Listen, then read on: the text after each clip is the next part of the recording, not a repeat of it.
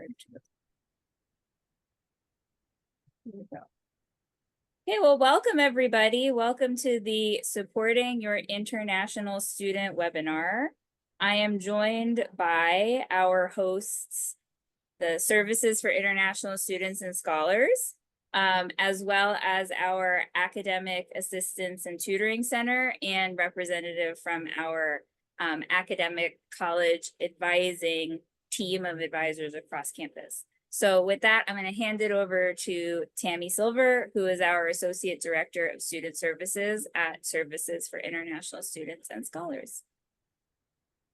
Hi, everyone. Welcome. And I'll just say good day to everyone, depending on what part of the world you're in, or good evening for maybe some of you. So we're very happy to be here to provide this this webinar for you to hopefully give you some information about how to support your student.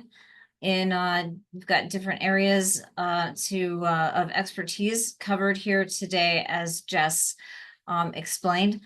Again, my name's Tammy Silver. I'm the Associate Director of International Student Services at SISS. And we are joined by three other professionals. I'm going to let them in turn introduce themselves and talk a little bit about their areas. And then we're going to have some Q&A from the questions that you submit into our Q&A box, as Jess explained. So the first person who is going to share her knowledge and expertise with you is my colleague, Sharon Erickson. She is from SISS, and she is an international student advisor. And Sharon, why don't you go ahead and take it away? Thanks, Tammy. Hi, everyone. Welcome. So glad to have you here. Tammy said I'm Sharon Erickson. I'm an international student advisor at the Tier 2 level in Services for International Students and Scholars, fondly known as SISS for short. And I'm going to talk to you about SISS, who we are, what we do. But first, before we get into that, we're going to do a little poll to see who's in the room with us here today. So I will let Jess cue the poll. Thank you. So go ahead and just respond right here. Tell us a little bit about yourself. Choose one of the options there for question number 1, and then let us know number 2. How'd you learn about this webinar?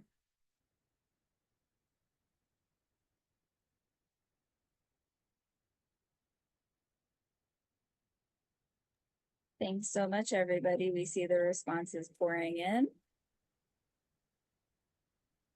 Over half of folks have already responded. Overwhelmingly, we have parents here. All right. A lot of parents. Thank you for getting up early, staying up late, doing whatever you had to do to be online with us. We appreciate you. Great. Well, thank you so much for responding and letting us know who's here. We've created this presentation specifically for parents and family members, siblings, whoever is going to support the students who's actually attending here at UC Davis. Okay, so you may have to X out of the poll questions if you haven't already, and we'll move forward. So SISS, this is the mission of SISS. It's the unit that not only provided your document to that you can use to get your visa to enter the US, but we do a lot more. So SISS has a mission to help students with safe arrival and providing information about arriving, welcoming international students, assisting and educating about your visa status and benefits, supporting students in crisis. I know for parents, it's very hard to send your students away to college and very hard to send them across the world to go to college. And so, we know that, and we're here as a resource for your students. And we're always here to help them, problem solve and help them find the right resource on campus. UC Davis is so large, there's so many different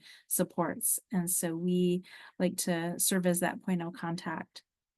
We also perform mandatory record keeping and reporting for the Department of Homeland Security. So, what we really like to do is to empower students to do what they need to do to stay in compliance with all of the regulations, and so that there really aren't issues while they're here. Next slide, please. This is the team of SISS, or the team that serves students anyhow. So we have different groupings. We have over on the right, I'm going to point out to the right, our leadership. Andrew Shiotani is our director, and then Tammy, who you already met here today, is our associate director. Then shifting back over to the left, we have our team of Tier 1 advisors. They help students with, getting their documents, getting travel signatures, helping them get a social security number if they are going to be working on campus, or eventually down the road once they're working off campus in internships. They help with visa issues. They help with what else? All kinds of traveling inside and outside the US while they're here as a student. Then if we move to the next grouping in the middle, those are our Tier 2 advisors, and we have 6 Tier 2 advisors. And so while the Tier 1 advisors on the left advise based on the topic that the student needs help with, the Tier 2 advisors in the middle will advise. We divide up all of our students into caseloads based on their family name, the first letter of their family name. So for example, I would advise students with last names beginning with B, and Z. And so I would be advising the student on things that relate to enrollment issues, anything relating to academics. I might also communicate with their academic advisor if it's around a certain issue that might impact their full-time enrollment requirement. Anything from a medical reduced course load to what's happening as they're getting ready to graduate, helping them with the work authorization if they have an internship either during school or after, and just a variety of other things that help them to stay successfully enrolled and complete their degree. Next slide, please. So here's how to contact the SISS advisor. For the students, they can just go to our webpage. It's really the easiest place to find it. The link's right there, and it's our people page. And so just scrolling to the student team and then either the Tier 1, and then it'll list out the topics that those advisors advise on, or the Tier 2. To find their Tier 2 advisor, they would look for the advisor and the alpha, like the family name, like I had said. So it's just laid out really clearly here who each of us advise, and then there's an email address so they can reach out to us by email, or they can schedule an appointment with us. We use a system called Calendly, and there's a link directly to our calendar. And we offer virtual appointments during the summer, and then virtual and in-person during the school year. So it's the choice of the student, but just good just to know that we do, we're already doing virtual appointments, and students can, newly admitted students can set those up right now before they even arrive if they have questions that aren't already answered by the orientations that we provided online and our website. Next slide, please. So just a little bit about getting into that, how to support your student. In a capsule, just adjustment, success, and status. So early intervention is the key to preventing problems. So check in with your student. And, as a parent of a student in college, sometimes you need more than just the how are things going, because 9 times out of 10, you're just going to get good. Things are going good. And that might not uncover things that are really weighing on them that they maybe are just, a little hesitant to share. Getting into specifics, like what's going well, what's challenging. So keeping the communication up, however that's going to look. And of course, it's going to be different because they're going to be far away. They may be in a totally different time zone as you. But setting up those communication channels and setting up a system for checking in occasionally, and having those meaningful check-ins will be key. Support and empower your student to take charge of their education. I don't know about you, but for me, sometimes I wanted to just like, let me call up the advisor and let me look up the, the requirements. No, like they get to do that. This is part of them becoming independent. And so they have a responsibility in their education. And the more they can start to take responsibility from the get-go, the more successful they'll be. And so that also goes for these federal regulations for their visa status.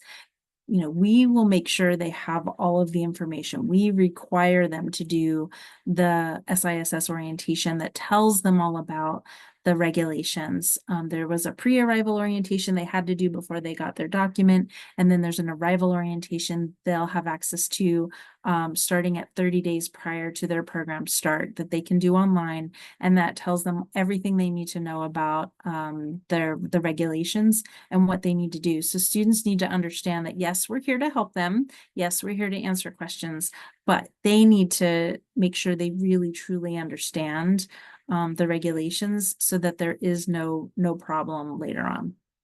Next is outreach and communication. Encourage your student to reach out to their advisor, SISS advisor, as well as academic advisors, and keep up with reading their emails. They get overwhelmed. There's so many emails, but they really do have to keep up with them because there will be really, really important information communicated to their UC Davis email, and missing one could create big problems.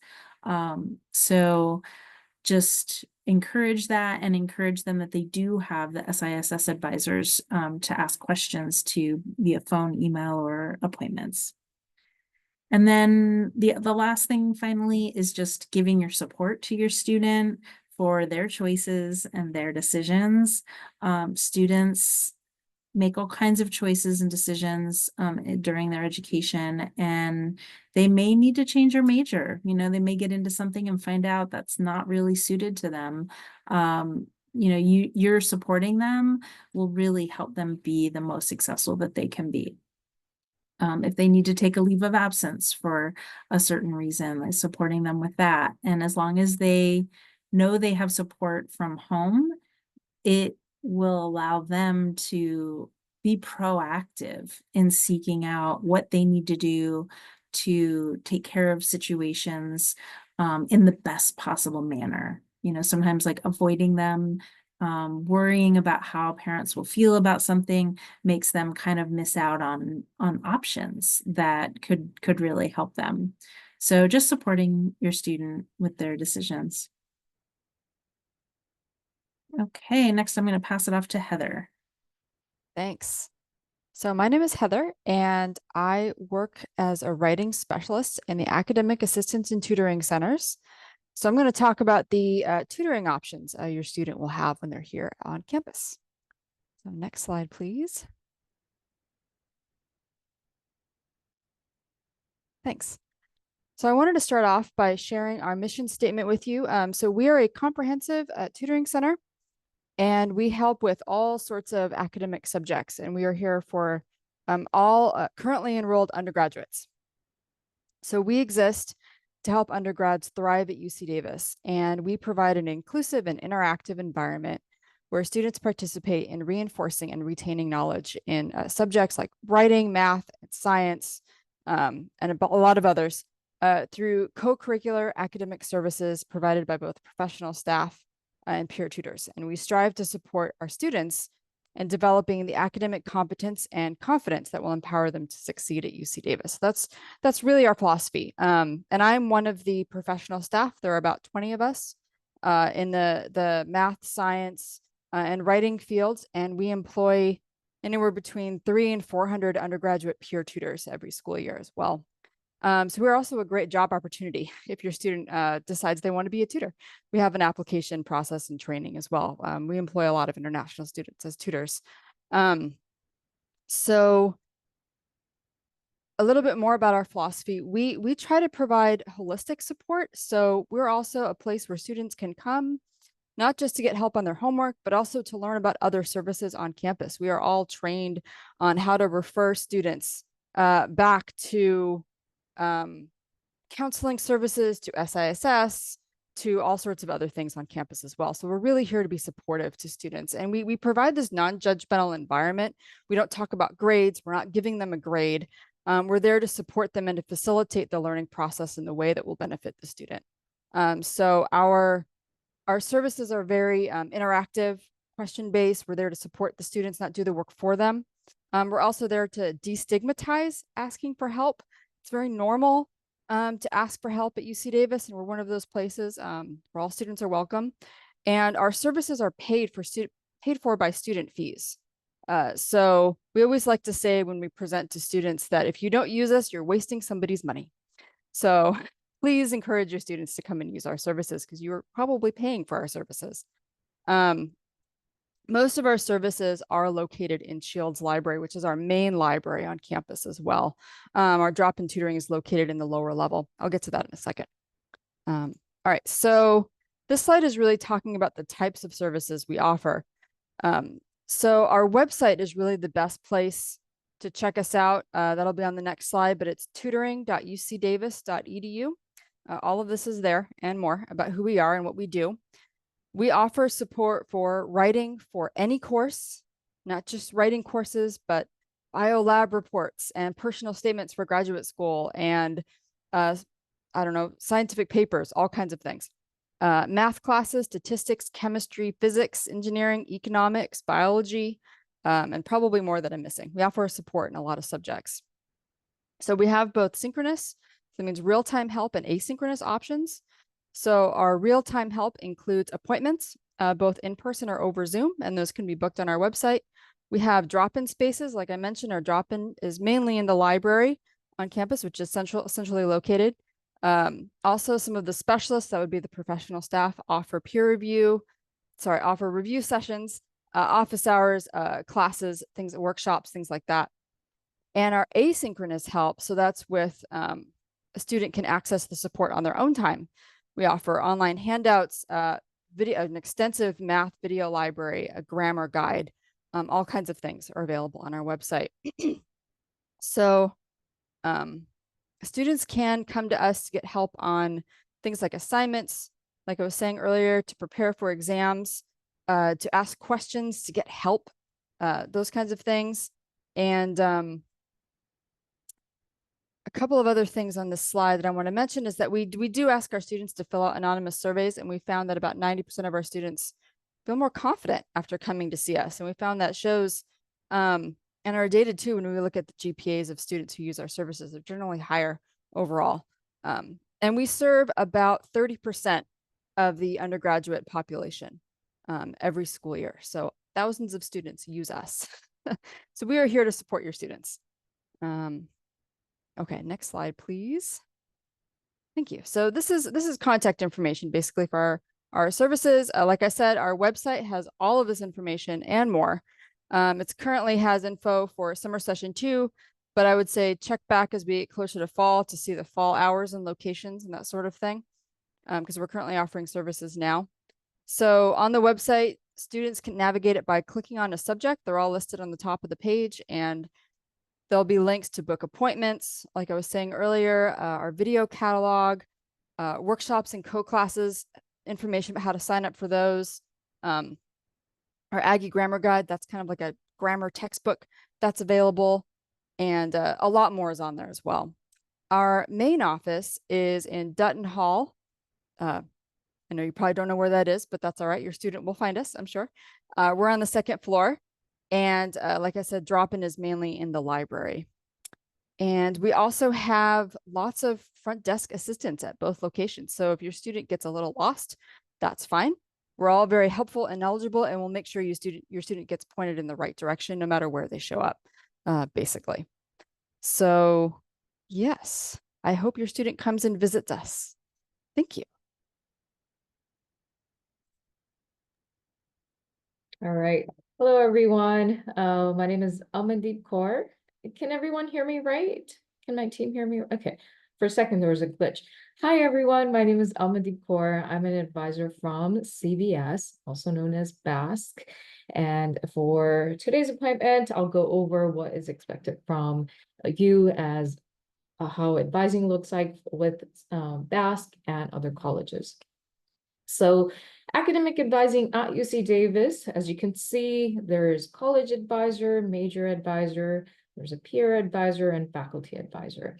So with CBS, for College of Biological Sciences, there's just one person, which is me, working with international students. So that means college advisor and major advisor is just a one person. With other colleges, there'll be two people. It'll be a college advisor, a major advisor. So with college advising, most of the time, like so for College of Engineering, College of Agriculture, College of Letters and Science, um, it, college advisors are usually the ones that are going over the degree requirements, and major advisors are usually the ones that are applying for like petitions and if there's a late drop and so on. There is a chart that goes over in detail on how the roles are divided in the upcoming slides. Peer advisor or student advisor. You can also see a student can also see a peer advisor as well. It's nice. We're always available, but however, sometimes it's a good thing to hear from the perspective from a student as well, because most of the time the peer advisors are juniors and senior, and that student is from that college. And faculty advisors are the lead faculty for that major. So for our college, there's 11 majors. So for each major, there's a faculty who's kind of in charge of if there's a substitution that's needed for a course. If the course is being canceled for whatever reason, if there is approval for substitution at the very last time, because there's a senior who's you know, 1 unit away from graduating, but however they took this class which can be substituted. So that's what faculty advisor will approve. Most of the time it's the advisor, which in my case, and the faculty advisor work together. Okay, when it comes to students, it's about you will contact them when it's about CPTs. Okay, next slides.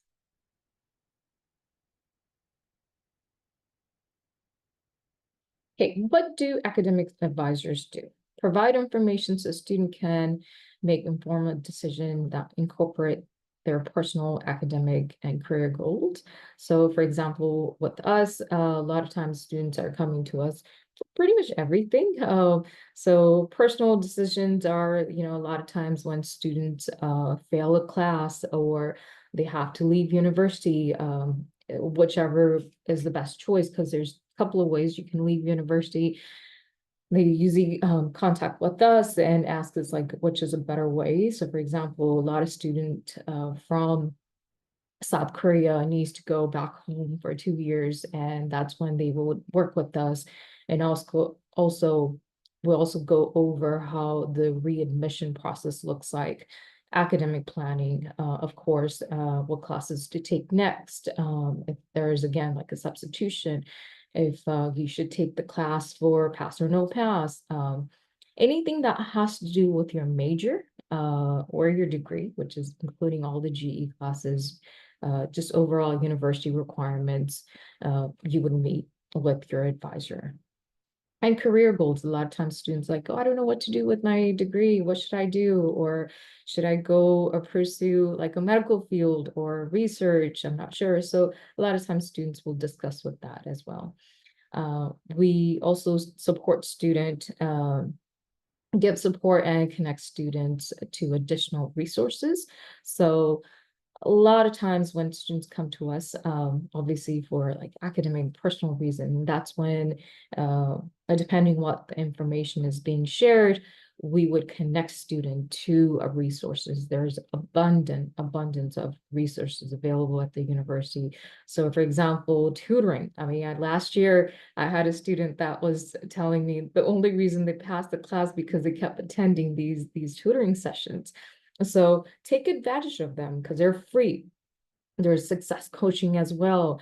I had a student had a disability. There's a disability center. There is a lot of services available. So if you are having some issue or any trouble adjusting, meet with me. Okay. We also recommend meeting with the advisor on a regular basis, especially when it's academic plan change. So of course, like meet with us if there's any issues, but also like if you have trouble with like uh, uh like, oh, I can't get into biz 2B, what else can I take? I can probably recommend like you can take math or chemistry. um you know uh Meeting with us sometimes can be challenging at the beginning of the year because we get booked up pretty quickly, especially it's not just freshmen who are coming in. There's seniors and juniors and sophomore that's also need our help. So send me an email for all the incoming students who are coming to CBS for College of Biological Sciences. BASC, you already got an email from me. I sent about like an introduction email about 2 weeks ago. So send me an email. We have express advising, which is a very quick and easy way to meet with the advisor. You don't have to sign up 2 weeks in advance. It's just a very friendly way to speak with the network advisor for 15 minutes, get your answers, question, whatever the concern are. And then a lot of times students love that. And I personally like it too. All the colleges have that as well. So it's not just CBS, all the colleges do, okay? Next slide, please. All right, so this is like a little chart. Feel free to take a picture of this because I just like how it's set up. So again, for CBS, college advisor and major advisor is just a one person, which is me. It's a good thing for a student because it's a one person that they have to speak with. And then a lot of time I get to build a report with students. I know what the conversation I had with you last time. And when it comes to like approving petitions, change of major, did poorly in the exam, failed class, getting involved in research and dropping a class, as you can see, has a check mark on who you can speak with when it comes to these topics, okay? Great. Next slide. Thank you, Amandeep. And I'm going to direct you. There are some questions in Q&A that you're the most capable of answering. So I'll leave that to you while I'm going over the next couple slides. So hello, everybody. My name is Jess Ferrari. I work in the Global Learning Hub, which is another unit of global affairs alongside SISS. My role is a coordinator on the experiential and intercultural programs team. And part of my role is helping to coordinate a lot of programming that supports our student population, and in my case, especially international students and scholars. So I coordinated this webinar, for example. So I'm going to go over one program in particular that's really targeted at helping your student, incoming, new, or transfer undergraduate students. We have this program. I encourage you to go ahead and snap the QR code called the Global Ambassador Mentorship Program. So this program is designed to help your student successfully adjust to life at UC Davis in that first year that they're on campus. So this program is like a peer mentor program. So it pairs your student with a current student who has been trained as a mentor. So the mentors have already gone through an entire quarter of training to be good mentors to new international students. And some of them were GAMP mentees themselves. So they themselves have had the experience of being a first year or transfer international student. And they're paired based on whatever your student indicates is important to them. So if your child or family member is interested in GAMP, they would sign up as a mentee, and part of that application is them indicating what their interests are and how they would like to be paired up with a mentor, whether that is based on having the same major or having the same hobbies. GAMP is really great because it helps new students make friends at UC Davis basically as soon as they join the program. And it asks questions about student life at UC Davis that students are answering for your child. So they're not going to their professor to try to get all their help. They're not having to go to our SISS and AATC and academic advisors to get all their help. It's pairing them up with peer advisors. And just as importantly, peer advisors are really good at teaching students what resources they can access on campus and what fun there is to have in Davis, whether on campus or off campus. So your student can apply to be a mentee in GAMP right now. So if this is the first your family is hearing of it, go ahead and share this webpage with your student later today or over the rest of the summer before they arrive. And you know, if they're paired up before they even arrive, they might start having conversations with their mentor so that by the time they get here, they already feel like they know somebody, which is a real benefit when you were starting college at UC Davis, which is a very big campus with a lot of great things to do, but a lot of things to do. And I'm going to let you know about the Global Learning Hub itself, since that is the office that coordinates the GAMP program.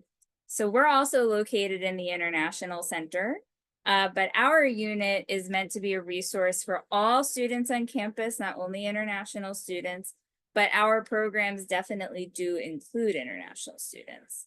So we offer global learning programs, workshops, and resources that are meant to enhance all UC Davis students' academic and career pursuits. In many cases, they are low or no cost. One classic example, though, that isn't no cost would be a study abroad program. Sometimes we get asked, can an international student study abroad? And the answer is yes, but they should definitely talk to their SISS advisor first to make sure that and their academic advisor, and maybe their college advisor to make sure that they have everything squared away. But on top of that, we also organize other resources for your first year new transfer student, which can include the first year Aggie seminars. So ours that we host this year is called the Global Pathfinders Seminar. We posted about this in Home Base. So your student has already been connected to Home Base via SISS. And so I would say after we hang up on this call, encourage them to go check that post out. First year seminars are a great way for students to meet other new students who aren't necessarily in their degree program. Since as you go further into your degree program, the pool of people that you're spending time with narrows. So it's great in the beginning to meet folks who may be studying something different from you. And lastly, we also offer a lot of programming that is on campus or virtual that allows students to work with employers across the globe, which is a really great option for an international student who's maybe like, I've already traveled all the way here. I don't think I want to do any more traveling. We have an option for folks like that too. Whether they're interested in doing internships around their career with other college students across the world, or working with a service learning program to do social impact work in another country, but from their desk in Davis. So we really offer a lot. I encourage you to encourage your students to check us out. And there are two things I would encourage based on the note below. First of all, there's our QR code. Last line says your student can attend our Global Learning Fair on October 3rd on the Memorial Union Quad. Definitely tell your student to bookmark that. It's a really exciting day. But even before that, we have Davis Fest, which every student already knows about. It is part of their official orientation programming. There is no way they won't know about it. That's on the Friday before classes begin, so September 20th. So they'll have plenty of opportunities to learn about all of the resources and opportunities that are on campus, starting as early as September 20th or sooner, depending on when their orientation program begins. So on this slide, I'm going to pause because there are a lot of addresses and email addresses that would be of interest to folks. As Amandeep was explaining, we have 4 different undergraduate colleges. So depending on what your child's major is, you may want to flag the email address and the URL for that college. We have SISS's contact information, the Global Learning Hub, and the website that Heather told us about, tutoring.ucdavis.edu. Just going to pause in case people are taking pictures of their screen or writing it down. And I'll take this as another opportunity to encourage folks as we're getting to the end, do use that Q&A function to submit any questions you have. Especially, even if we didn't, even if it's a question about something we haven't touched upon, go ahead and ask. We'll direct you the best we can. And lastly, so these are also popular topics for new students. I will say that these resources will be touched upon in the webinars next week. So if you haven't checked out what's going on next week, there's the rest of the series of parent and family webinars that will touch on things like how can my student pay their tuition and other bills associated with going to Davis? Where can they go for information about the health insurance plan, UC SHIP? Where can they go if they need help, they aren't feeling well? That would be SHCS. Feel free to note these down, but I would encourage you to check out next week's webinar. And just like this webinar, they'll be recorded. So if they are not happening live at a time that's optimal for you to attend, don't worry.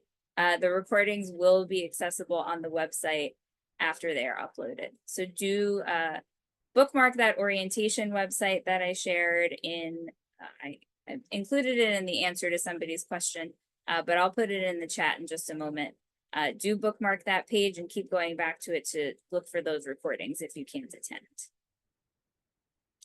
So that brings us to the end of our slides. I do see that there are questions coming into Q&A. That's great. I encourage everybody now, please go ahead and submit any and all questions you might have. Nice. Can you show the slide with all the different advisors? Yes, I will go back to that slide. I believe that's the slide that Amandeep was talking about. Can I go ahead and answer one of the questions here? Go ahead. So there was a question about opening a bank account, and I briefly mentioned it in the Q&A, but I wanted to just talk a little bit more about that. So we are currently working on a benefit for students to open a bank account prior to arriving in the US. We are finalizing the details before information is put on our website. It will be put, in fact, I will put the website where it will be in the question to answer that question, but also there's an application that students are already familiar with called Home Base, and we'll have information in that application as well. This is through SISS, they would find this.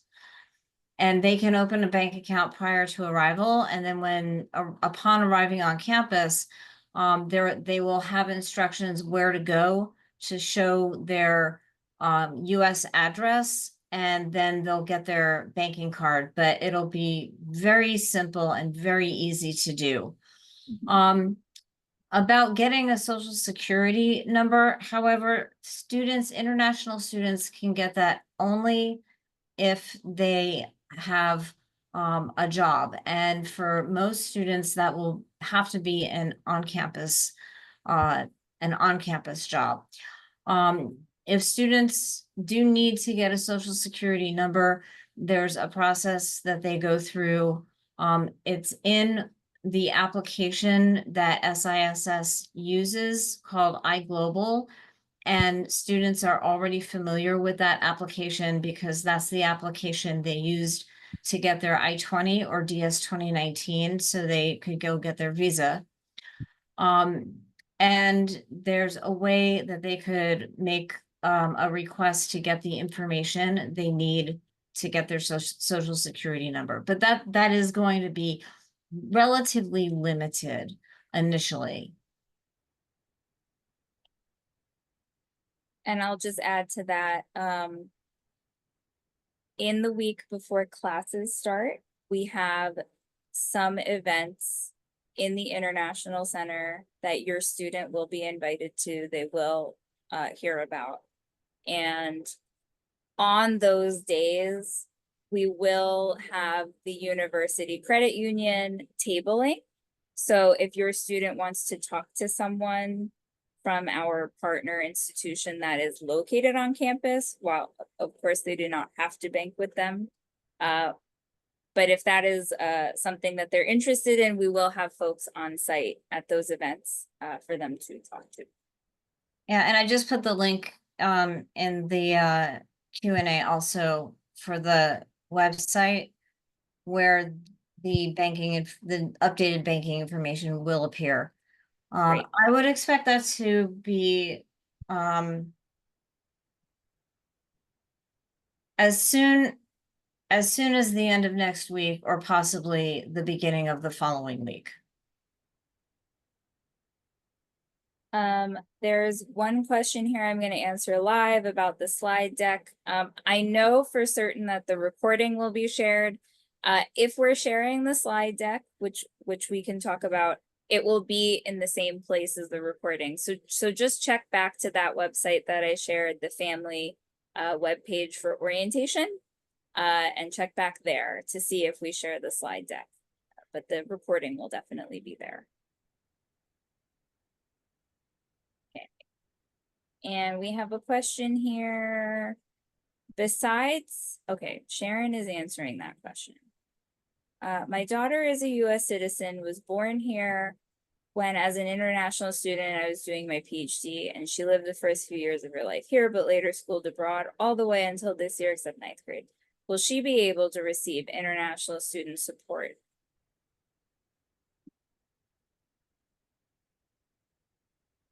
So she's a US citizen, so she has a US passport, in other words. Yeah, but it's, hang on, I'm trying to find the question. Yeah, but it sounds like she may feel like an international student upon arriving. Yeah, she would be welcome to get information about our events and participate in our events. And you know, we would not, she wouldn't have the same immigration needs that international students have, and she would not have to adhere to the same regulations and requirements that international students do. Also, she just wouldn't have that extra layer, but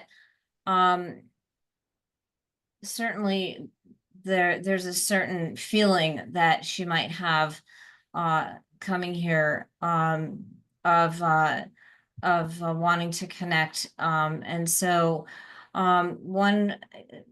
we could certainly have information available for some of our events. And in fact, we have an initial welcoming ice cream social event where she could connect with other international students. There are also some domestic students that attend that event. In fact, Jess, maybe do you want to give a shout out as to, you know, when that is? Do we have that solidified yet? The ice cream social? Yeah, you want to you just give a Sure. shout out to when that is, so, you know, they can note that down? Yes, we'll be having our ice cream social on Tuesday, September 24th. It's the day before classes start. Give everybody a sweet treat before they go to bed, ready to go to their first class. And in addition, I would say there are a lot of things that even if your child doesn't have the extra layer of immigration compliance concerns that SISS is the expert at taken care of, there are still a lot of programs that we do that would be open to your daughter. There's a lot of programming that the Global Learning Hub does that is designed to be open to everybody that I think would be really of interest to her.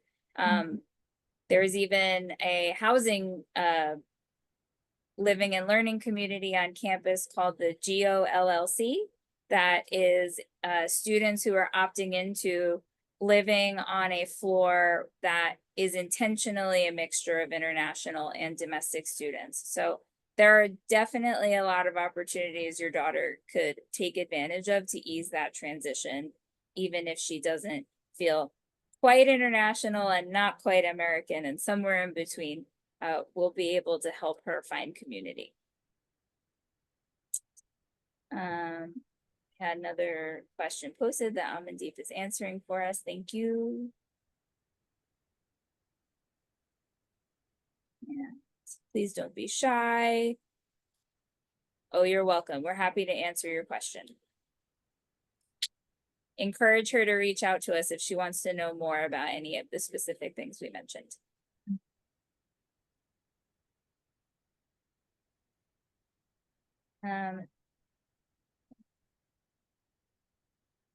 Heather? Yes, I can answer this one. Yes, tutoring is free. So our student fees pay for tutoring services. So we offer everything at no additional cost. So as long as your student is a currently enrolled, registered undergraduate, that's all they need to be in order to use our services. Thank you, Heather. Oh, there's a very, very good question here. Whom to reach out to if you are homesick? I think there are a lot of good answers to this question. Of course, you should make sure that they always have an open communication line to home. But time zones being what they are, that might not be convenient.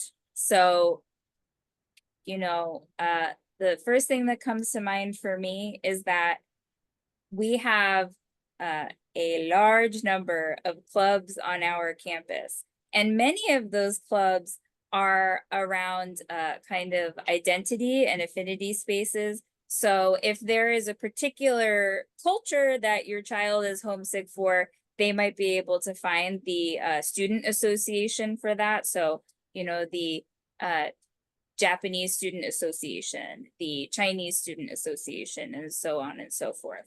We have a lot of clubs like that on campus that I would encourage your child to seek out. That's a great goal for Davis Fest on September 20th, because a lot of those organizations are tabling. And even if not on September 20th, there are many, many more opportunities where student organizations are tabling on campus and getting the word out to new students to get them involved. Beyond that, of course, if it's a little bit more serious than that, there are a lot of ways for your students to seek help. We have advisors that work directly with SISS, as well as the advisors that work with, or sorry, I should say counselors. We have a counselor that works directly with SISS, as well as counselors that are part of the Student Health and Counseling Services unit, and you know, many other places. One thing I can say is there is a wealth of mental health support on our campus and many ways to access it. And if all else fails and they can't think of where to go, they can always contact us and we will get them to the right place. Go ahead, Yeah, can I just, I want to just add one thing, you know, homesickness is a very personal thing. and it has a different meaning to every different student. And it could, there's a wide variety of things that can be causing it, and also a wide variety of things that can be impacted by it. And so, first of all, I would encourage you as a parent to encourage your son or daughter to reach out to somebody on campus and let them, after hopefully they've spoken to you about this, or maybe even if they haven't, just to encourage them, if you're ever feeling homesick, go talk to somebody about it on campus. Who? I would say really anybody, because we like to say that every door is a front door at UC Davis, whether they're talking to an SISS student, international student advisor, whether they're talking to one of their academic advisors, if they're talking to a faculty member, if they're talking to another staff member.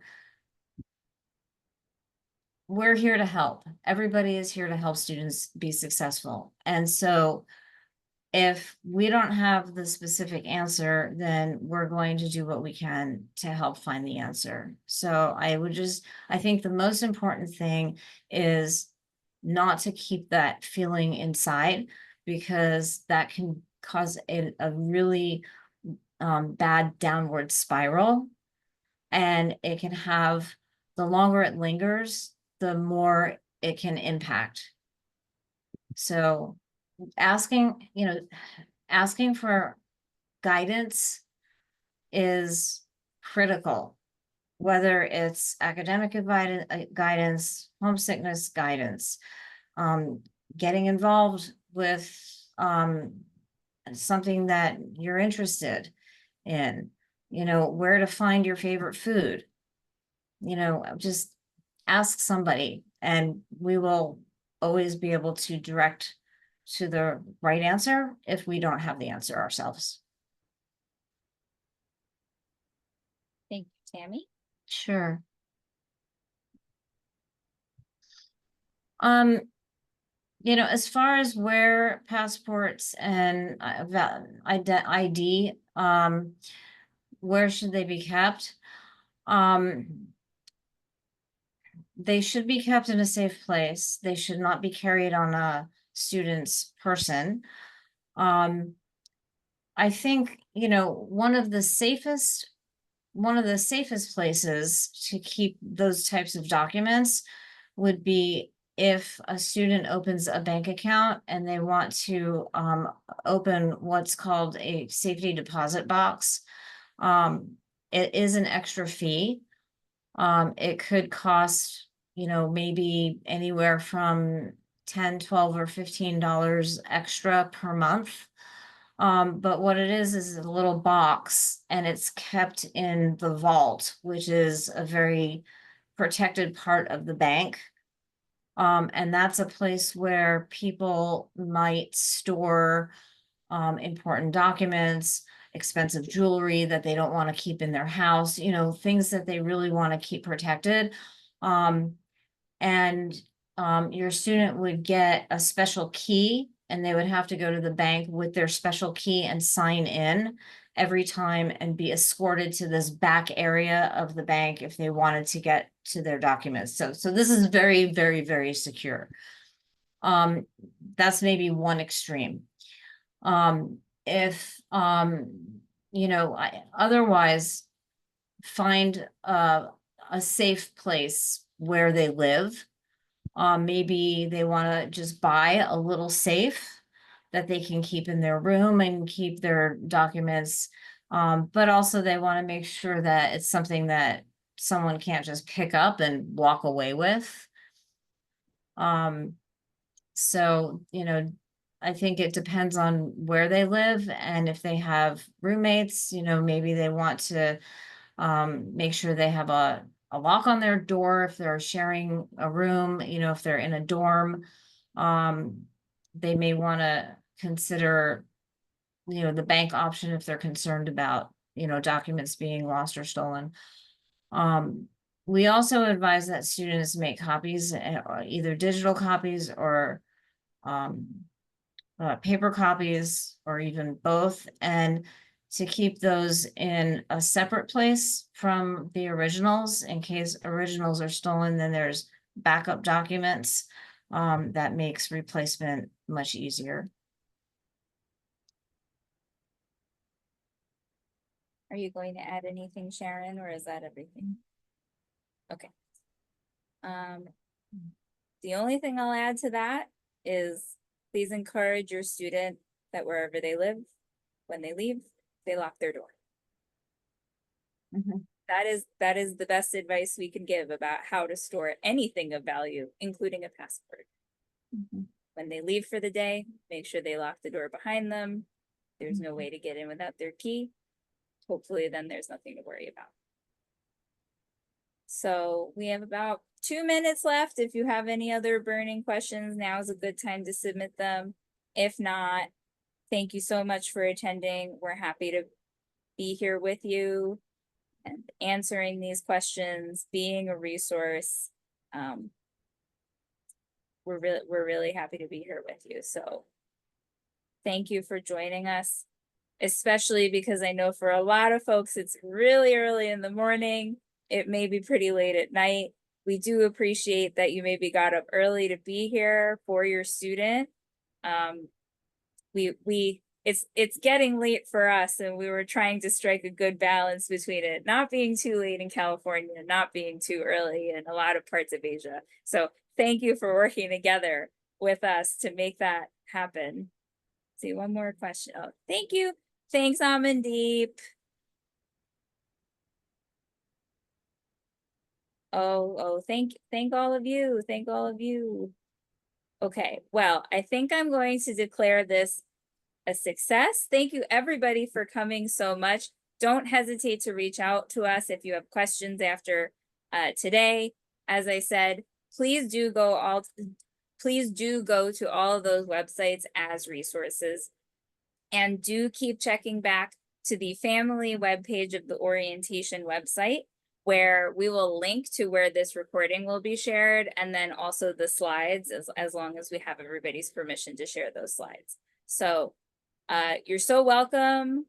Happy to be a resource. Have a good rest of your day, afternoon, evening, wherever you find yourself.